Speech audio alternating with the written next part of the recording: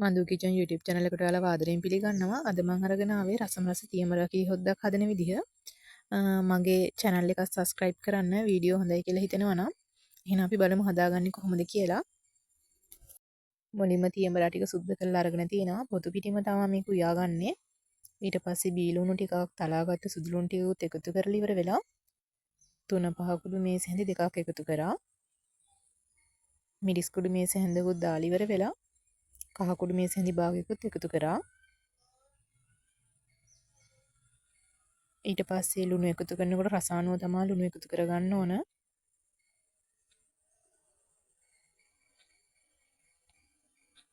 තව මේකට ගම් මිරිස් කුඩු ටිකක් ඊට පස්සේ ඔලුහාල් කුරුඳුපොතු මේවත් එකතු කරගන්න ඕන.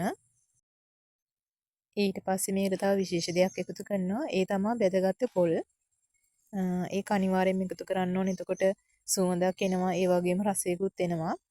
තියමරා කියන්නේ ගොඩක් ගුණ කෑමක්. මේක ඉතින් අපි උයන විදිහ අනුව තමයි රස තීරණය වෙන්නේ.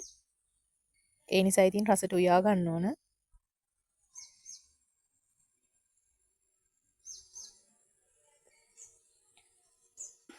දැන් මේ ටික හොඳට කවලම් කරගන්න ඕන. අතින් තමයි හොඳට කවලම් කරගන්න පුළුවන්. හැන්දින් පොඩ්ඩක් අමාරුයි.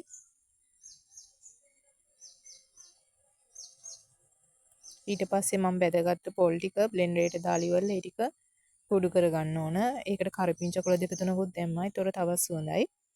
ඊට පස්සේ කුඩු කරගත්ත ටිකත් අපි මේකට එකතු කරලා ඒ ටිකත් හොඳට කවලම් කරගන්න ඕන. ඊට පස්සේ තෙල් ටිකක් දාලා තෙල් ලැබු පුපුරවලා ඉවර වෙලා අපි හදාගත්ත තියමරා ටික මේකට දාන්න ඕන. ඊට පස්සේ වතුරෙන් තමයි තඹව ගත්තේ. ඊට පස්සේ මේක වහලා තියලා ඉවර වෙලා වතුර ගතිය අඩු වුණාම මිටි කිරි ටික එකතු කරගන්න ඕන. මිටි කිරි දාලා ඉවර වෙලා මඳ ගින්දරේ ටිකක් ඉදෙන්න තියන්න ඕන. මේ තමයි අපි හදාගත්ත රසම රස තියමරා හොදි එක. මේක හරිම රසයි කිරි රසට තියෙනවා.